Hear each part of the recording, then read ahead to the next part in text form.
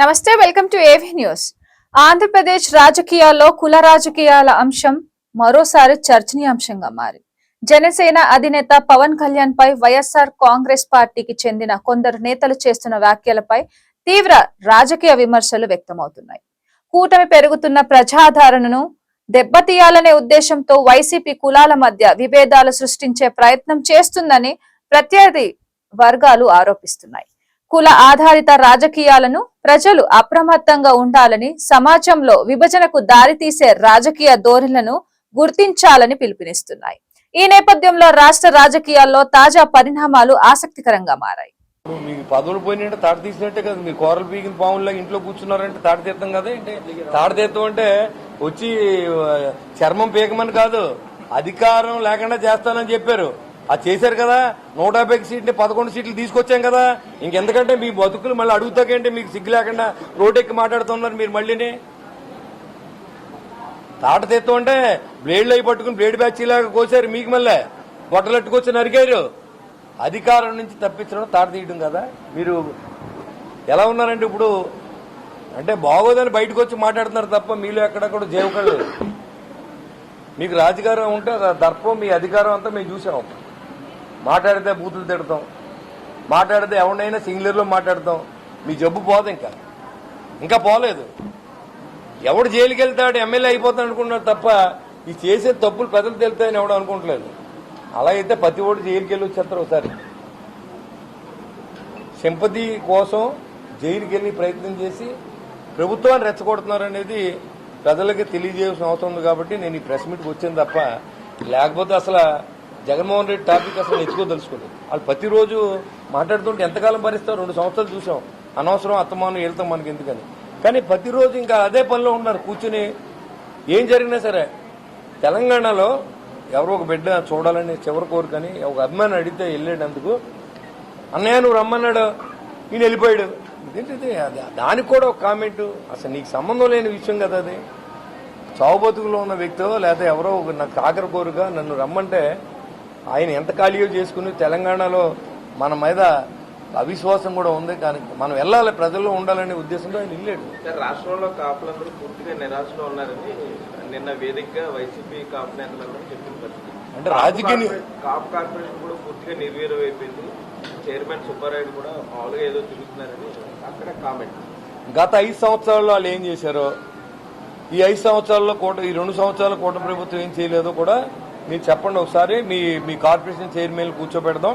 మా corporation chairman ని దానికి సంబంధించిన మంత్రివర్గంతో మాట్లాడి ఏదైనా కాపులు న్యాయం చేయాలంటే మీరు ఏమైనా ప్రపోజల్ పట్టరండి. ఖచ్చితంగా కాపులు న్యాయం చేయగలగాలి. ఆర్థికంగా వెనుకబడి ఉన్న కులాలకు మనం ఏం చేయాలనేది 2019 నుంచి 24 దాకా చంద్రబాబు నాయుడు గారు చేశారు కదా. అయినా మరి కాపులు అప్పుడు ఓడించారు కదా. అంటే అప్పుడు ఎలా చూడాలి మనం ఒకసారి ఆలోచన చేయండి. 2019 24 వరకు కాపు కార్పొరేషన్లో నేను మున్సిపల్ చైర్మన్ కూడా మా ఊర్లో 1000 మందికి ₹1,00,000 కాడికి లోన్లు ఇప్పించాను. లక్షకి లక్ష 2014 నుంచి 19 నుంచి 24 దాకా మీరు కాపుల కోసం ఏం చేశారు? విదేశీ విద్య కింద ₹12 లక్షల రుణాన్ని ఇచ్చారు ప్రభుత్వం నుంచి. మీరు అవన్నీ తీసేసి 5% రిజర్వేషన్ తీసేసి మేమంతా వైసీపీ కాపు రేట్లు అని మీరు మాట్లాడుతూ ఉంటారు డైరెక్ట్ గా. మరి మేము ఎలాగ దాన్ని ట్రీట్ చేయాలో కూడా మాకు అర్థం అవట్లేదు. ప్రజలే అర్థం చేసుకుంటారు. పవన్ కళ్యాణ్ గారి నుంచి ఏ కులాన్ని దూరం చేయలేరు మీరు. ఎందుకంటే ఆయన నిరంతరం ప్రజల్లో ఉంటానని చెప్పారు, మొన్న అదే పని చేస్తా ఉన్నారు. కాబట్టి ఇంకేదున్నా ప్రజలతో ముఖాముఖి ఉంటుంది తప్ప మీలాంటి వాళ్ళతో మాట్లాడాల్సిన అవసరం మాకు లేదు. ప్రజలతోనే మేము ఉంటాం, ప్రజల్లోనే వాళ్ళకి ఎగ్జిక్యూట్ చేస్తాం. హీరో వీళ్ళ మధ్యన కమెడియన్ మాట్లాడారు. కూటమి ప్రభుత్వాన్ని చెప్పుకోలేకపోతే కళ్ళు ఉన్న కబోదులకు ఎవరికైనా కనపడదేమో. ఒక రోడ్డు లేదు, ఒక తట్ట మట్టి లేనటువంటి అసమర్థ పరిపాలన చూసాం. రైతు ధాన్యం తోలితే ఎక్కడ పండిస్తే ఎక్కడ తోలాలో తెలియని అసమర్థ పరిపాలన చూసాం. డ్రిప్ ఇరిగేషన్ తీసేసి రైతులు పట్టించుకొని ప్రభుత్వాన్ని చూసాం. పెన్షన్లు ₹1000 పెంచుతానని చెప్పి 4 సంవత్సరాలు పెంచిన ఘనత జగన్మోహన్ రెడ్డిది. ఇవాళ 6 ప్యాక్ 99.9% అమలు చేశాం. అంటే అలా కనపడతలేదేమో. నారాయణ గారికి కొన్ని కనపడవు. ఆయన ఒకసారి అన్ని రివిజన్ చేసుకుని టీవీలో వేసి క్లిప్పింగ్ అన్ని చూసుకుంటే ఆయనకి అర్థం అవుతుంది. కాబట్టి అదే నేను చెప్తున్నాను కదా, హీరో విలన్ దెబ్బలాడుకుంటే మధ్యలో కమెడియన్ వచ్చినట్టు వచ్చి ఆయన ఏదో మాట్లాడి వెళ్ళిపోతూ ఉంటాడు. కాబట్టి ఆయన సీనియర్, ఆయన గౌరవం ఆయన ఉంచుకోవాలి. ఇప్పుడు ప్రభుత్వం చేయకపోతే మీరు చేయలేదని చెప్పండి. ఏదన్నా మనం ఇవ్వలేనప్పుడు మీరు అడుగుతున్నారు కదా, మీరు ఏదైనా ఇవ్వకపోతే మీరు ఒంటరి మహిళలకు 1500 ఇస్తా అన్నారు, 50 సంవత్సరాల వాళ్ళకి డబ్బులు ఇస్తా అన్నారు. కరెక్టే, ఇవ్వాలని ఉన్నది. మీరు వైసీపీ ప్రభుత్వం గమనించండి, కొత్త పెన్షన్లు ఇస్తే 3 సంవత్సరాల కాలం పట్టింది జగన్మోహన్ రెడ్డి. తల్లికి 100 ఇంటి ప్రతి బిడ్డకి ఇస్తానని చెప్పి ఒకరికే ఇచ్చారు. మద్యపాన నిషేధం పూర్తిగా నిషేధించి ఓటు అడుగుతాను అక్క చెల్లెలు అడిగినటువంటి పెద్ద మనిషి మద్యపాన నిషేధం మీద కోట్లాది రూపాయలు సంపాదించిన ఘనత అయింది, ఎన్నో ప్రాణాలు పోగొట్టిన ఘనత అయింది. ఇప్పుడు అన్ని చేశారు కాబట్టే మమ్మల్ని అధికారంలో తీసుకొచ్చారు. ఇంకా జగన్మోహన్ రెడ్డి గురించి మాట్లాడవలసిన అవసరం లేదు, ఎందుకంటే ప్రజలు తిరస్కరించిన నేత. కానీ వాళ్ళు ఏంటంటే ఎక్కడ ఆగట్లా, సంవత్సరం నుంచి మొదలు పెట్టారు. బయటకు వచ్చి ఎంతసేపు ఇరిటేషన్, మీరు ఎవరు జైలుకి వెళ్తాడు మళ్ళీ ఎమ్మెల్యే అయిపోతాను అనుకున్నాడు తప్ప వీళ్ళు చేసిన తప్పులేమి బయటకు వస్తాయనే విషయం వాళ్ళకి తెలియట్లేదు. సరే, బహిరంగంగా మీరు 22 కేసులు ఉన్నాయి, ఏ కులస్తులైనా ఉన్నాయి, మీరు ప్లకార్డులు పెట్టి తిరుగుతున్నారంటే మీరు క్రిమినల్కి సపోర్ట్ చేస్తున్నారా, లేకపోతే అక్కడ కులానికి సపోర్ట్ ఏదో చెప్పాలి, తేల్చి చెప్పండి. ఇప్పుడు కులాల్లో అందరూ మంచోళ్ళు ఉండరు, అన్ని కులాలలో అందరూ మంచోళ్ళు ఉండరు. గ్యాంగ్ రేపులు, దాంట్లో గ్యాంగ్ రేపు, దాంట్లో 13 సంవత్సరాల అమ్మాయిని రేప్ చేసిన సంఘటన కానించి, మర్డర్ కేసులు కానించి ఉన్న వ్యక్తి ఫోటో పెట్టుకుని మీరు తిరుగుతూ ఉన్నారు. అది చనిపోయడం లేదో తెలియదు, విచారణ జరుగుతూ ఉంది. చచ్చిపోయిన ఫోటోలు, ఫేక్ ఫోటోలు పెట్టారు, రాష్ట్ర ప్రజలు కన్ఫ్యూజ్లో పెట్టారు. రాష్ట్రాన్ని ఏం చేద్దామో నాకు అర్థం అవట్లా. మీరు ప్రతిపక్ష పాత్ర పోషించాలనుకుంటే అభివృద్ధి ఎలా జరగాలి? అమరావతి నగరాన్ని నిర్మిస్తా ఉన్నారు, పోలవరం ప్రాజెక్టు నిర్మిస్తా ఉన్నారు.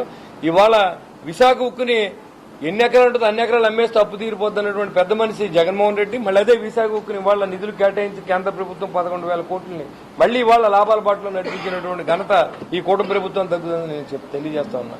పోలవరాన్ని వచ్చే సంవత్సరం మనం ప్రజలకు అంకితం చేస్తా ఉన్నాం. ప్రతి ఎలక్షన్కి వెళ్ళినప్పుడు పోలవరం కట్టేస్తాను ప్రతి నాయకుడు చెప్పాడు. ఇవాళ చంద్రబాబు నాయుడు నాయకత్వంలో, పవన్ కళ్యాణ్ గారి నాయకత్వంతో, నరేంద్ర మోడీ గారి సహకారంతో ఇవాళ అన్ని కూడా మనం చేయగలుగుతున్నామని చెప్పడంలో ఎలాంటి అనుమానం.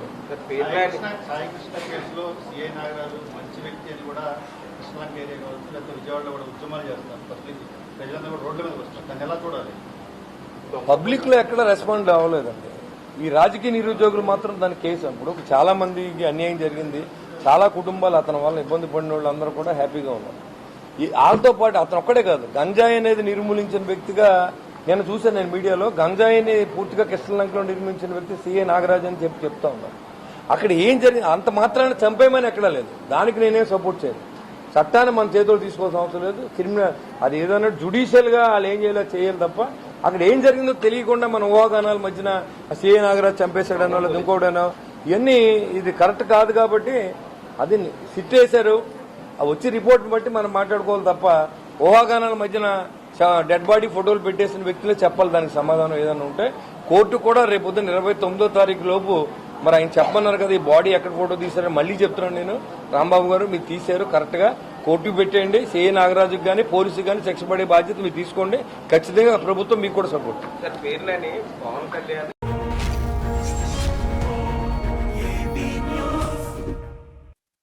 శ్రీవాణి ట్రస్ట్ నిధుల వినియోగంపై రాష్ట్రంలో మరోసారి చర్చ మొదలైంది. షిరిడి సాయి ఆలయాల నిర్మాణానికి శ్రీవాణి నిధులను వినియోగించాలా వద్దా అనే అంశంపై మంత్రి అన్నం రామనారాయణ రెడ్డి చేసిన వ్యాఖ్యలు రాజకీయ ఆధ్యాత్మిక వర్గాల్లో చర్చనీయాంశంగా మారాయి.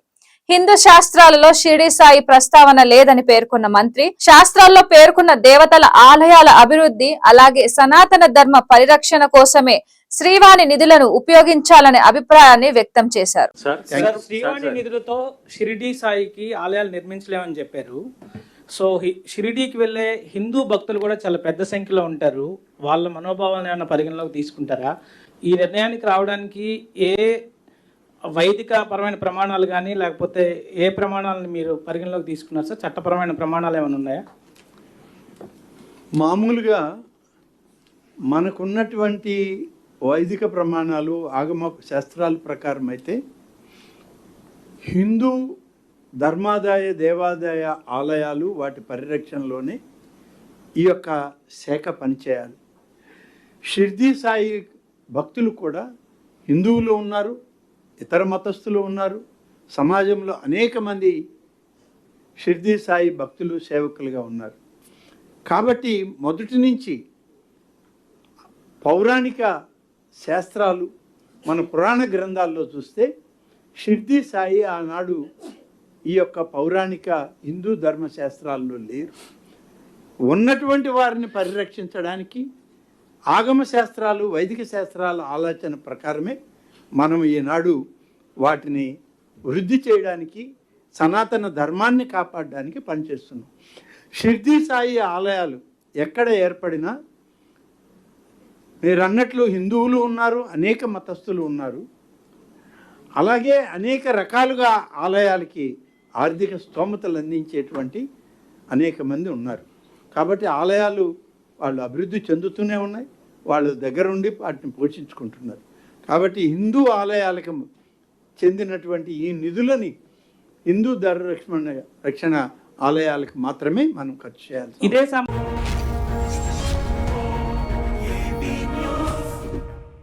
తిరుమలలో భక్తులను లక్ష్యంగా చేసుకొని దళారుల మోసాలు మరోసారి వెలుగులోకి వచ్చాయి. టీటీడీ ఉద్యోగుల సిఫారసు లేఖల ద్వారా సుప్రభాత సేవ దర్శనం కల్పిస్తామని నమ్మించి పలువురు భక్తుల నుంచి భారీ మొత్తంలో నగదు వసూలు చేసిన ఘటన కలకలం రేపుతోంది. ఒక్కో భక్తుడి నుంచి 6,000 చొప్పున సేకరించి మొత్తం 3,60,000 రూపాయలను ఫోన్ పే ద్వారా తీసుకున్నట్లు బాధితులు ఆరోపిస్తున్నారు. అయితే హామీ ఇచ్చిన విధంగా దర్శనం కల్పించకపోవడంతో దాదాపు 60 మంది భక్తులు మోసపోయినట్లు గుర్తించి ఆవేదన వ్యక్తం చేస్తున్నారు. దర్శనం కోసం గంటల తరబడి వేచి చూసిన భక్తులు చివరకు దళారుల చేతిలో మోసపోయామని వాపోతున్నారు.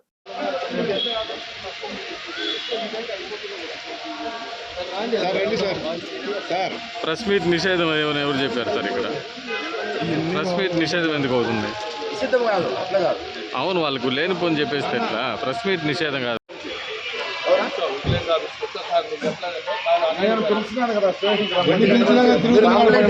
పట్టించుకునే వాళ్ళు లేకుండా ఏముందంటే వచ్చిన రెస్పాన్స్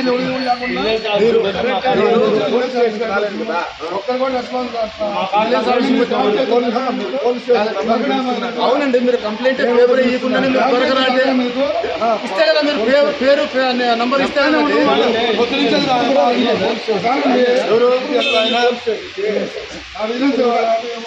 అవునండి. విజిలెన్స్ వాళ్ళు కూడా పోలీస్ కంప్లైంట్ చేశారు. ఒకసారి వాళ్ళకి ఏదో అన్యాయం జరిగిందండి. ఒక్కటండి, మీరు ఒక కంప్లైంట్ ఇవ్వకుండా ఈ విధంగా మీరు బ్లేమ్ చేయడము మంచి పద్ధతి? మీరు మంచి పద్ధతి చెప్పండి. మీరు ఏమన్నారు? ఒక్క నిమిషం ఉన్నది. అందుకే కదా జరగకూడదు కంప్లైంట్ ఇచ్చితే 10 నిమిషాలు ట్రేస్ చేసింది. 10 నిమిషాల్లో ట్రేస్ చేసిందేమో. ఒక్క నిమిషం ఉండండి. మీరు లేరు, ఒక్క నిమిషం ఉండండి. ఆయన ఏం మాట్లాడి నేను చెప్తాను. ఏమన్నాడు తెలుసా సార్, ఈ రోజు నాకు దర్శనం లేకపోతే ఇట్లా మీసం తిప్పి నేను కొండకి రాను సార్ అన్న. దేవుని ముందు నువ్వేందా అలిగేది అన్నాను.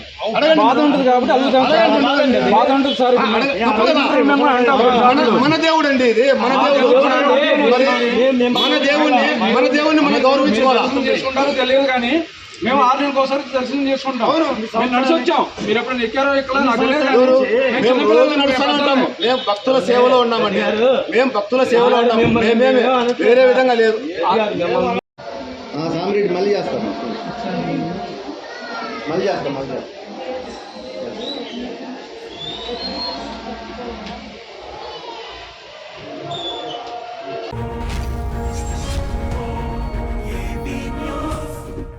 Basavatarakam Indo American cancer hospital రజోత్సవ వేడుకల్లో నటుడు హిందూపురం ఎమ్మెల్యే నందమూరి బాలకృష్ణ భావోద్వేగ ప్రసంగం చేశారు.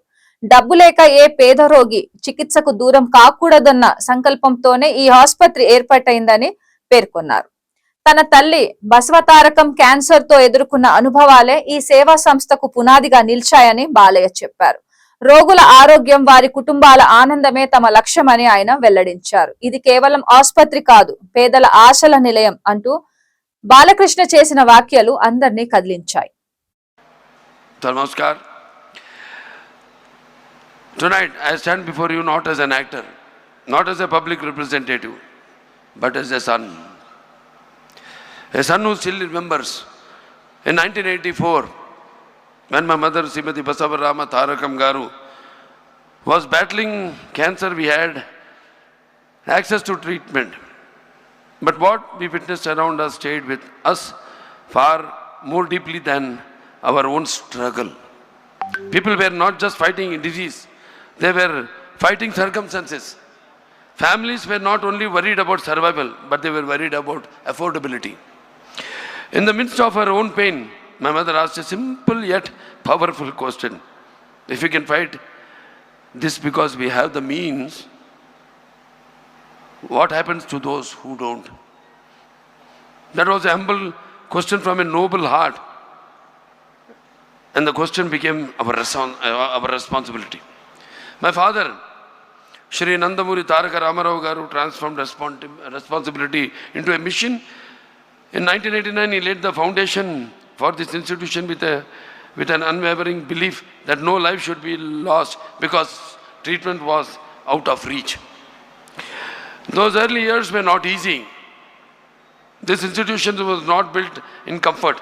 It was built with commitment, with conviction, with purpose.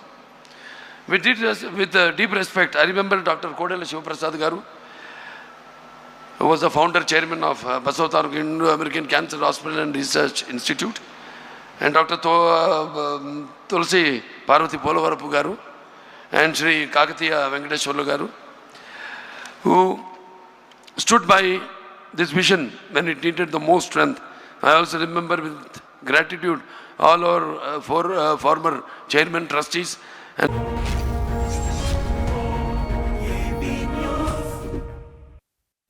రాష్ట్రంలో యూరియా కొరత, యూరియా యాప్ అమలుపై రాజకీయ వేడి మరింత పెరుగుతోంది. రైతులను ఇబ్బందులకు గురి చేస్తోందంటూ యూరియా యాప్ రద్దు కోసం చేపట్టిన నిరసన కార్యక్రమానికి వెళ్తుండగా మాజీ మంత్రి బీఆర్ఎస్ ఎమ్మెల్యే వేముల ప్రశాంత్ రెడ్డిని హౌస్ అరెస్ట్ చేయడం వివాదానికి దారితీసింది. ఈ చర్యను బీఆర్ఎస్ తీవ్రంగా ఖండిస్తూ రైతులకు యూరియా సరఫరాలో విఫలమైన ప్రభుత్వం ప్రతిపక్షాల గొంతు నొక్కే ప్రయత్నం చేస్తోందని ఆరోపిస్తోంది. ప్రొటెస్ట్ ప్రోగ్రామే కదా, అహింస ఏం కాదు కదా, వైలెన్స్ ఏం కాదు కదా. డెమోక్రసీలో ప్రొటెస్ట్ చేయకపోతే ఎట్లా?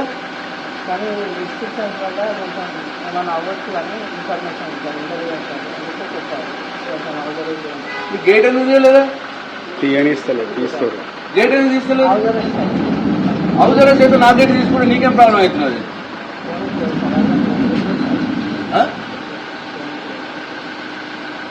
ఆర్డర్ చూపిమను, ఆర్డర్ చూపిమనబ్బా.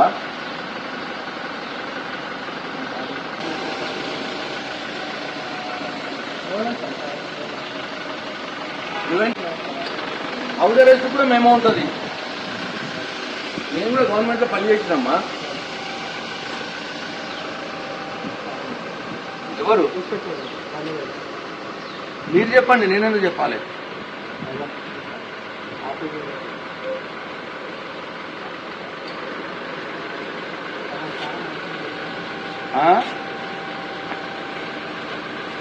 Hello, good morning. బాగున్నా. ఏందమ్మా ఇది? ఇక కామారెడ్డిలో జరిగేదాన్ని గీడారా చేసుడేందా?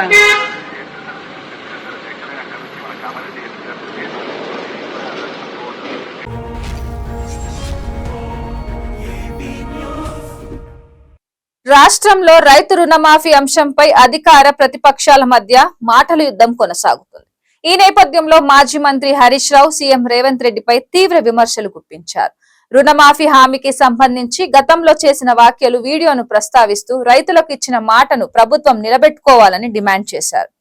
ఎన్నికల సమయంలో చేసిన వాగ్దానాల అమలుపై ప్రశ్నలు లేవనెత్తిన హరీష్ రావు రైతుల పట్ల ప్రభుత్వం తన బాధ్యతను నిర్వర్తించాలని కోరారు. ఈ అంశంపై ఆయన చేసిన వ్యాఖ్యలు ఇప్పుడు రాజకీయంగా ప్రాధాన్యత సంతరించుకున్నాయి.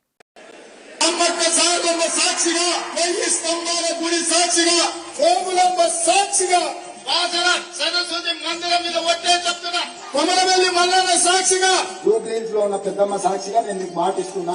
ఈ కొత్త గడ్డ మీద నుంచి మాట ఇస్తున్నా.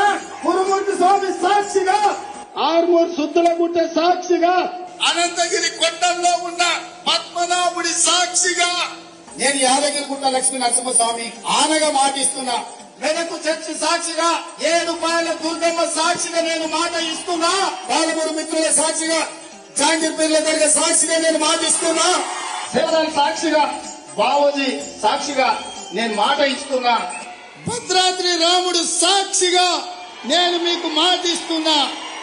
అక్కడి సూర్యుడు ఇక్కడ ఉదయించిన, భూమి ఆకాశం తిరగబడ్డా, తుఫానులు వచ్చినా, భూకంపం వచ్చినా, భూమి బద్దలైనా నేను మాట ఇస్తున్నా 15 ఆగస్టు లోపల తెలంగాణ రైతాంగానికి 2 లక్షల రూపాయల రుణమాఫీ చేసి తీరుతా. 2 లక్షల పైన ఉన్న రైతులు ఎవరు ఆందోళన చెందాల్సిన అవసరం లేదు. 2 లక్షల పైన రుణమా ఉన్నవాళ్ళు 2 లక్షల పైన ఉన్న రుణాన్ని మీరు బ్యాంకులో చెల్లించండి. మీరు చెల్లించిన మరుక్షణం ఆ 2 లక్షల రూపాయలను కూడా మీ ఖాతాలో వేసే బాధ్యత మా ప్రభుత్వం తీసుకుంటుందని చెప్పి నేను ఆ రైతాంగానికి తెలియజేస్తున్నా. చాలా మంది పాపం కొత్త కదా 2 లక్షల మీద ఉన్నది కట్టమన్నాడు వెంటనే వేస్తా అని మిత్తిలకు తెచ్చి 3 రూపాయలకు కట్టిరు. కొంతమంది కట్టలే. ఈడెంతమంది కట్టిరు శైలావటుది. ఇప్పుడు రేవంత్ రెడ్డి చెప్తే ఒకటి నమ్మడిగా అయిపోయింది. అప్పుడు కొత్త 2 లక్షల మీద ఉన్న వాళ్ళు కడితే నేను ఇస్తా అంటే పాపం మిత్తిలకు తెచ్చి కడితే 2 లక్షల లోపల నిగ్గాలి, 2 లక్షల మీద నిగ్గాలి. ఇవాళ రాష్ట్రంలో ఆనాడు అసెంబ్లీలో బడ్జెట్లు ఏం చెప్పిండ్రు? రుణమాఫీకి 35,000 కోట్ల రూపాయలు కేటాయిస్తున్నాము అన్నారు. ఇచ్చిందెంత? 20,000 మాత్రమే. బ్యాంకులను అడిగితే 45,000 కోట్ల రుణమాఫీకి కావాలన్నారు. వీళ్ళు కోతలు పెట్టి అసెంబ్లీలో 35,000 కోట్లు ఇస్తామన్నారు.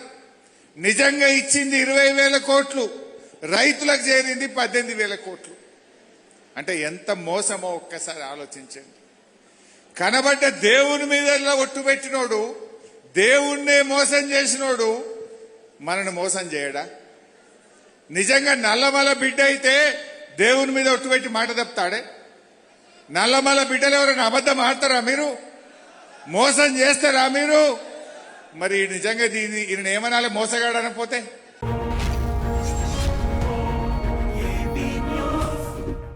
తమిళనాడు అసెంబ్లీలో ముఖ్యమంత్రి విజయ్ చేసిన వ్యాఖ్యలు ఆకట్టుకుంటున్నాయి. ఒక సాధారణ నటుడిగా తన ప్రస్థానాన్ని ప్రారంభించానని, తమిళనాడు ప్రజలు చూపిన ప్రేమాభిమానాలే తన విజయానికి కారణమని విజయ్ పేర్కొన్నారు. ప్రజల ఆశీస్సులు మద్దతే తనకు అతిపెద్ద బలమని ఆయన పేర్కొన్నారు. அப்புறம் நம்மளோட அரசியல் பயணத்தை பத்தியும் கொஞ்சம் பதிவு செய்ய விரும்புறோம். நாம ஏதோ ஷூட்டிங்ல இருந்து நேரா வந்து சிஎம் ஆன மாதிரியே சில பேர் ஒரு இமேஜ் கிரியேட் பண்றாங்க. அவங்களுக்கு அவங்க ஆசைப்படுற லாங்குவேஜ்லயே சொல்றோம், அது வெறும் ரீல் தான், ரியல் கிடையாது. ஒரு சாதாரண நடிகனாத்தான் நம்ம கெரியர் தொடங்குச்சு. அப்புறம் அப்படியே சின்சியரா உழைச்சு மேல வந்தோம். நம்ம கெரியர்ல நாம மேல வந்ததுக்கு இந்த விஜய் ஒருத்தன் மட்டுமே காரணம் இல்ல, அவனோட உழைப்பு மட்டுமே காரணம் இல்ல. இந்த விஜயோட உழைப்புக்கும் உயர்வுக்கும் பின்னாடி இருக்கிற ஒட்டுமொத்த தமிழ்நாட்டு மக்களோட அன்பும் அரவணைப்பும் தான் காரணம். ஒவ்வொரு வீட்டில் இருக்க ஒவ்வொருத்தரும் நம்மள அவங்க வீட்டில் ஒருத்தனா ஏத்துக்கிட்டது தான் நமக்கு கடவுளும் மக்களும் தந்த மிகப்பெரிய வரம். அதுக்காகவே கடவுளுக்கு சமமான நம்மளோட சொந்தங்களான தமிழக மக்கள் அனைவருக்கும் மீண்டும் மீண்டும் நன்றி. இப்படி நம்மள தாயன்போடு அள்ளி அரவணைச்ச தமிழ்நாட்டு மக்களுக்கு நாம எப்படியெல்லாம் துணையாக இருந்தோம், எப்படியெல்லாம் மக்களோட மக்களா இருந்தோம்னு சொல்றேன்.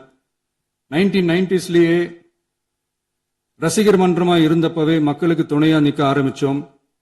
அதுக்கப்புறம் நற்படி மன்றமாவும், அதுக்கப்புறம் விஜய் மக்கள் இயக்கமாவும் மாறி மக்களோட மக்களா நின்றுகிட்டு இருந்தோம். 2008 ஈழத் தமிழருக்கு ஆதரவா உண்ணாவிரதம் போராட்டம் செஞ்சோம். போர் முடிவுக்கு வரணும், நம்ம தொப்புள் கூடிய உறவுகளான ஈழத் தமிழர்களுக்கு பாதுகாப்பான நிம்மதியான ஒரு வாழ்வு கிடைக்கணும்னு அன்னைக்கே கோரிக்கை வச்சோம். 2009 ஆரம்பிச்ச விஜய் மக்கள் இயக்கம் வழியா நம்மளோட மக்கள் நல பணிகளை எக்ஸ்டெண்ட் அண்ட் எக்ஸ்பேண்ட் பண்ணிக்கிட்டே வந்தோம். கல்விக்கு துணையா இருந்தோம், சோசியல் சர்வீஸ் செஞ்சோம், வெள்ள நிவாரணத்துல துணையா இருந்தோம், கொரோனா காலத்துல மக்களுக்கு தோள் கொடுத்தோம். விலையில்லா விருந்தகம், குருதியகம், முட்டைப்பால் ரொட்டி திட்டம், விழியகம், பயிலகம், நூலகம், இப்படி பல வழியில மக்களுக்கு துணையா இருந்தோம். அப்புறம் நம்மளோட திரைப்படங்கள்ல நம்மளால முடிஞ்ச வரைக்கும் ஊழல் எதிர்ப்ப சொன்னோம், சமூக நீதியை சொன்னோம், கல்வியை பத்தி சொன்னோம், அரசியலை பத்தி சொன்னோம். அரசியலை பத்தி பேசுனதுனால நம்ம படங்கள் சந்திச்ச இதுவரைக்கும் சந்திக்கிற பிரச்சனையை பத்தி எல்லாருக்குமே தெரிஞ்சதுதான். இது மட்டும் இல்லாம 2011 நாகப்பட்டினத்துல மீனவர் பிரச்சனைகளுக்கு ஆதரவா ஒரு பெரிய பொதுக்கூட்டம் நடத்தினோம். மீனவர்கள் மீதான தாக்குதலை கண்டிச்சு பேசி அதுல நம்மளோட எதிர்ப்பை பதிவு செஞ்சோம். 2017 ஜல்லிக்கட்டு போராட்டத்தில் தமிழர் பண்பாட்டு உரிமைக்கான நம்மளோட ஆதரவை தெரிவிச்சோம். 2018 ஸ்டெர்லைட் போராட்டம் துப்பாக்கி சூட்ல பாதிக்கப்பட்ட நம்ம சொந்தங்களை நேர்ல சந்திச்சு ஆறுதல் சொன்னோம். 2021 உள்ளாட்சி தேர்தலில் விஜய் மக்கள் இயக்க வேட்பாளர்கள் போட்டியிட்டு ஜெயிச்சாங்க. கல்வி விருது விழா நடத்தி சிறந்த மதிப்பெண் பெற்ற மாணவ மாணவிகளுக்கு ஊக்கத்தொகையும் பரிசும் கொடுத்தோம். 2024 தமிழக வெற்றி கழகத்தை ஆரம்பிச்ச உடனேயே CAA-வை எதிர்த்து அறிக்கை விட்டோம். அரசியல் கட்சி ஆரம்பிச்சு விழுப்புரம் மாவட்டத்தில் விக்கிரவாண்டியில நம்மளோட முதல் மாநில மாநாட்டிய வெற்றி கொள்கை திருவிழாவை நடத்தினோம். தந்தை பெரியார், பெருந்தலைவர் காமராஜர், அண்ணல் அம்பேத்கர், வீரமங்கை வேலுநாச்சியார், மக்கள் சேவகர் அஞ்சலை அம்மாள்னு நம்மளோட 5 கொள்கை தலைவர்கள் அறிவிச்சோம்.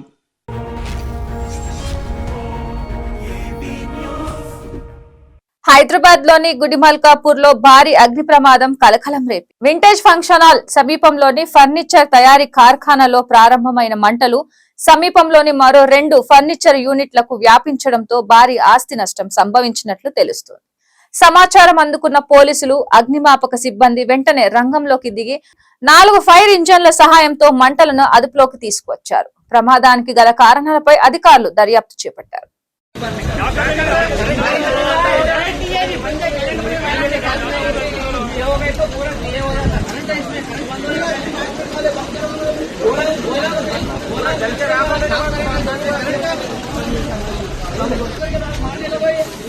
भाई मार लेता हूँ, तुम लोग चालू करो.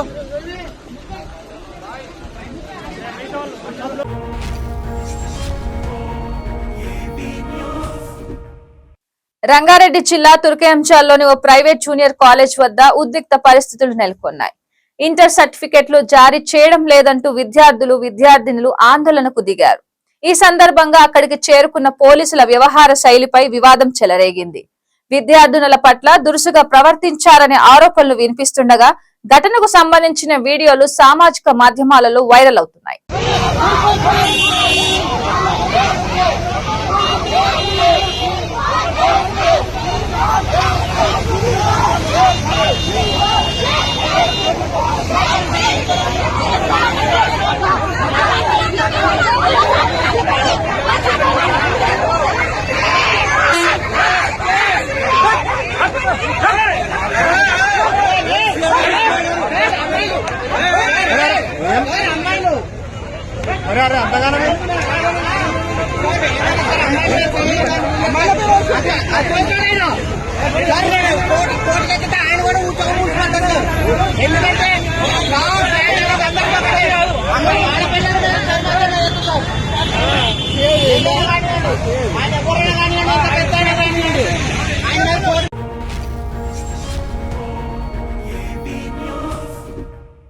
పశ్చిమ బెంగాల్లో ఓ టీఎంసీ నేతకు స్థానికులు వినూత్న రీతిలో నిరసన తెలిపారు. అవినీతి ఆరోపణలు ఎదుర్కొంటున్న మాజీ మున్సిపల్ చైర్మన్ సపన్ సమాంతపై ప్రజలు తీవ్ర ఆగ్రహం వ్యక్తం చేశారు. చెప్పుల దండతో ఊరేగించడమే కాకుండా కోడిగుడ్లు, టమాటాలు విసురుతూ తమ నిరసనను తెలియజేశారు. ఈ ఘటనతో ఆ ప్రాంతంలో ఉద్రిక్త పరిస్థితులు నెలకొనగా దీనికి సంబంధించిన దృశ్యాలు సామాజిక మాధ్యమాల్లో విస్తృతంగా చర్చకు దారితీస్తున్నాయి. ఇవి వాల్టి అప్డేట్స్. చూస్తూనే ఉండండి ఏవీ న్యూస్.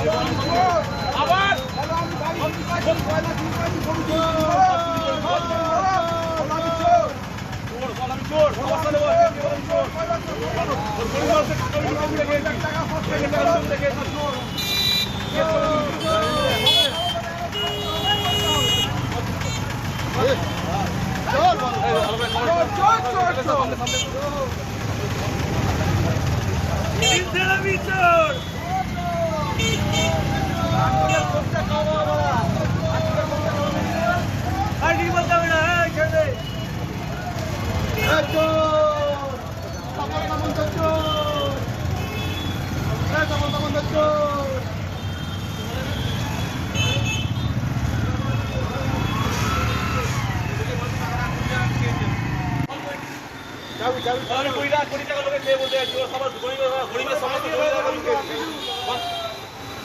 बोला भी चुप